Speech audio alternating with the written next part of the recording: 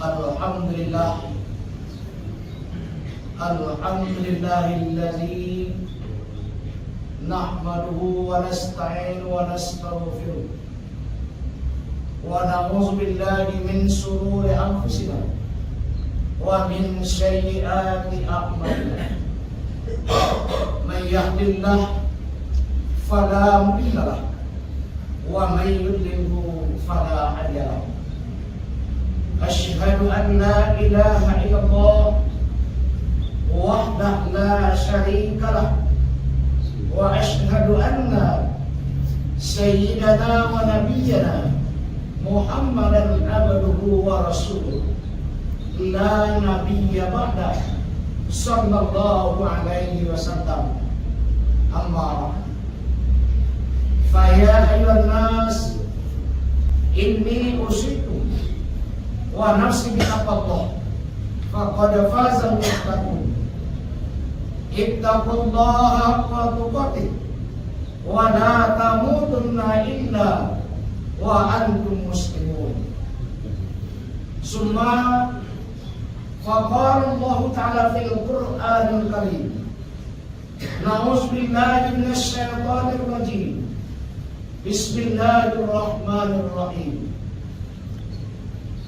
Wa la tukhzini yawma yub'atsun yawma la yanfa'u malun wa la banun illa man atallaha biqalbin salim wa uzlifatil jannatu lil muttaqin wa burrizatil jahimu lil qawmin. Shadaqallahu maulana.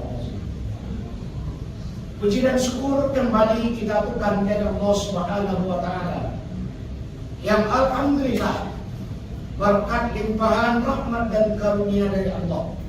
Alhamdulillah siang hari ini kita masih mampu bertakarub kepadanya, yakni dengan melaksanakan fardu Jumat pada siang hari ini. Selanjutnya, selawat beserta salam tidak lupa pula kita aturkan untuk junjungan kita, yakni Nabi besar Muhammad sallallahu alaihi wasallam.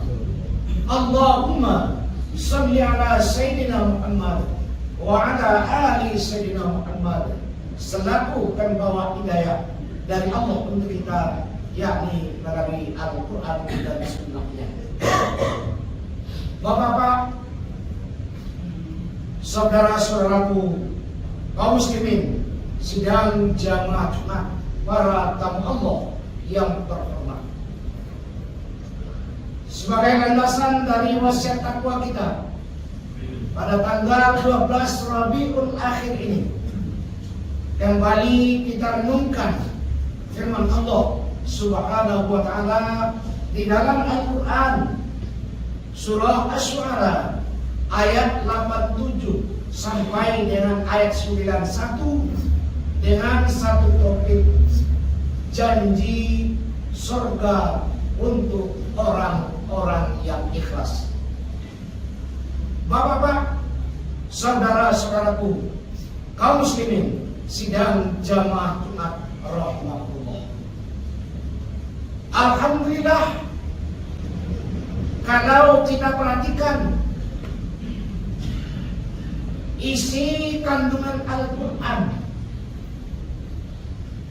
yang pertama iman, kedua ibadah, ketiga muamalah, yang keempat kisah-kisah orang-orang yang terdahulu, dan yang kelima adalah kemaslahatan. Nah, kaum muslimin sidang jamaah Jumat rahmatullah, isi kandungan Al-Quran itu merupakan aturan acuan yang harus kita perbuat agar kita menjadi hamba Allah yang mulia, menjadi hamba Allah yang istimewa. Kalau Kalau boleh kita bawa ke dalam kondisi kita di dunia kerja. Kita bekerja di perusahaan dan tempat-tempat swasta lainnya ataupun di pemerintah, tentu harus ada aturan-aturan.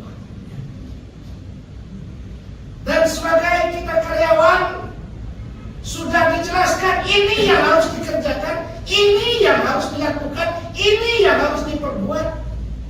Laksanakanlah, berbuatlah, carilah karyawan yang istimewa.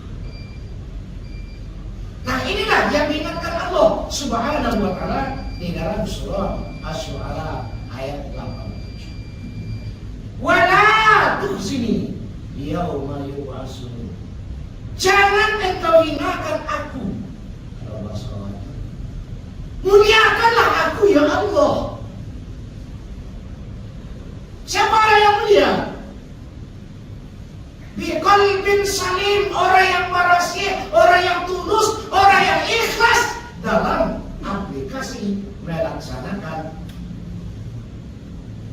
kandungan Al-Quran atau pokok-pokok ajaran Al-Quran dalam kehidupannya. Yang pertama, ikhlas dia beriman. Artinya murni imannya, ibadahnya murni ibadahnya, tidak penuh dengan kekurangan, tidak putus sanjungan, tidak ada yang diharapkan selain daripada ridho Allah Subhanahu wa Ta'ala. Nah, apa yang dijanjikan Allah kepada orang-orang yang ikhlas sebagai reward? Di perusahaan mungkin orang yang paling bagus dedikasinya, orang yang paling tinggi integritasnya terhadap apa yang dilaksanakan, maka perusahaan bisa menaikkan gaji, bisa menaikkan pangkat, bisa meningkatkan kedudukannya, bisa mengangkat dia ke tempat yang istimewa. Allah Subhanahu wa Ta'ala pun demikian. Reward Allah bagi orang-orang yang ikhlas dalam beraktivitas melaksanakan yang pertama imannya terpelihara, ibadahnya mantap, muamalahnya pun diridhoi oleh Allah. Maka Allah janjikan wa uzlifatil jannatu lil muttaqin. Maka Allah katakan orang-orang yang ikhlas, orang-orang yang marasih hatinya, orang-orang yang suci jiwanya, orang-orang yang ikhlas itu akan dicari oleh surga Allah Subhanahu wa Ta'ala. Nanti di akhirat kata Allah, wa uzlifatil jannatu lil muttaqin. Maka sungguhlah yang akan mencari orang-orang yang ikhlas dalam ketakwaannya. Orang yang istimewa. Kalau bahasa kita, apapun yang kita perbuat, apapun yang kita lakukan dengan tulus dan ikhlas, keistimewaan yang akan diberikan Allah, dicari, dirindukan oleh surganya Allah Subhanahu wa Ta'ala. Kalau kita berbicara masalah orang yang dirindukan, yang ditunggu, yang diistimewakan, itu sangat menyenangkan. Kalau bahasa kitanya, yang perlu kita cari dua sisi. Yang pertama merindukan, yang kedua dirindukan. Kebanyakan manusia, seluruh manusia adalah merindukan surganya Allah. Kalau masalahnya, tidak ada manusia yang tidak rindu dengan surga. Tapi yang istimewa itu adalah orang yang dirindukan surganya Allah. Kalau kita lihat kemarin Presiden Republik Indonesia datang ke Sumbar, dirindukan dirindukan oleh masyarakat, ditunggu kedatangannya. Ya, walaupun terlambat, tetapi orang yang dirindukan itu nyaman, senang juga ketawanya. Tapi orang yang merindukan, yang menanti, itulah yang susah. Pekerjaan tinggal, kerja keluarga terbekalai, perjalanan terganggu. Kenapa? Dia hanya merindukan kedatangan seseorang. Sebenarnya penuh dengan harap. Tapi kita yang dirindukan bisa santai, bisa rileks dan segala macamnya. Demikianlah orang yang istimewa itu. Untuk itu kaum muslimin sekalian yang berbahagia, inilah yang perlu kita wujudkan dalam beribadah, dalam beriman. Kalau kata Profesor Dr. Hamka, apa yang ikhlas itu? Ikhlas itu adalah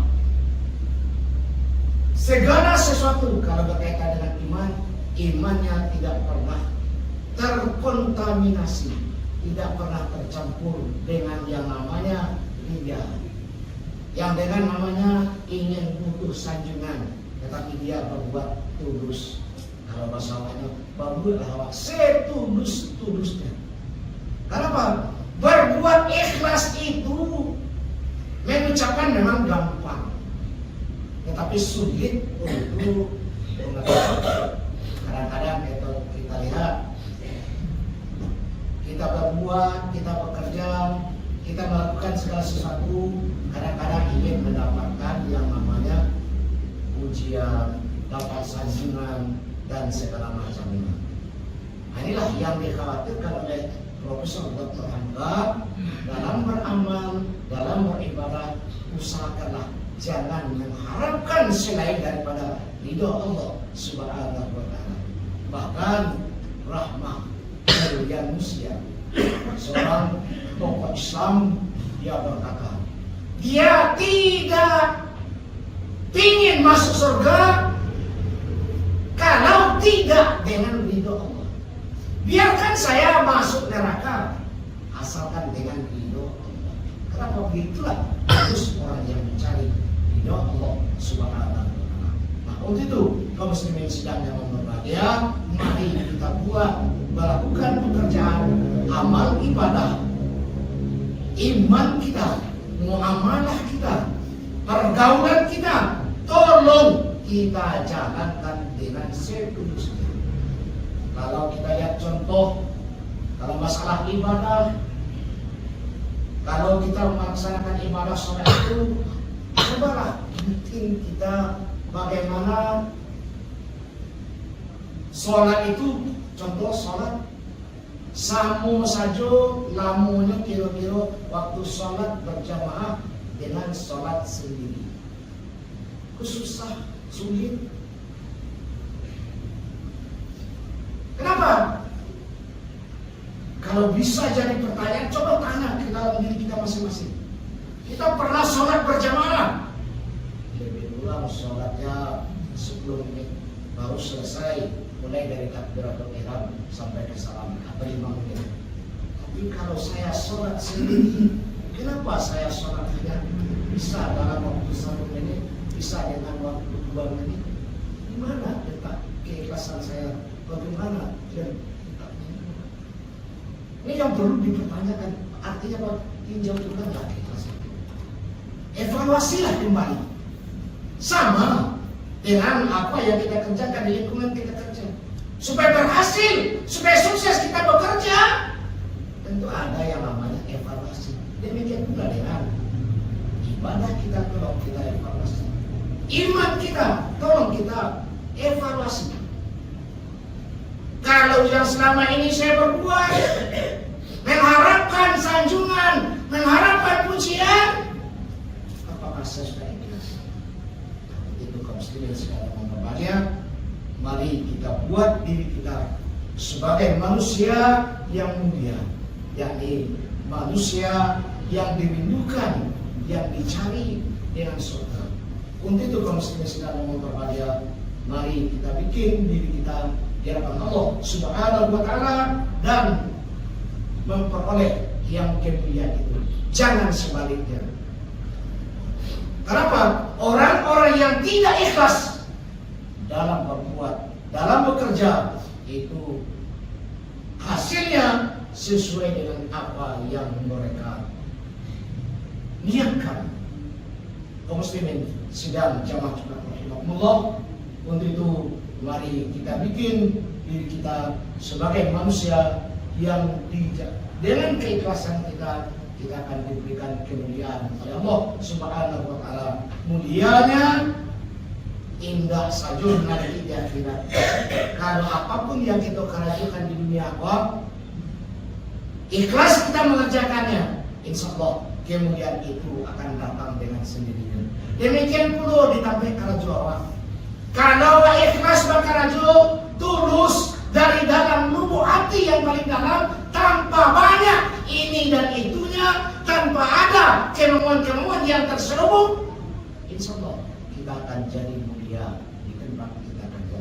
Untuk itu kaum muslimin sedang berbahagia, perlu bagi kita wujudkan, walaupun sulit untuk berbuat ikhlas, tapi berusahalah semaksimal mungkin untuk ikhlas dalam berbuat, dalam bekerja, dan dalam melakukan segala sesuatu hal dalam hidup dan kehidupan kita.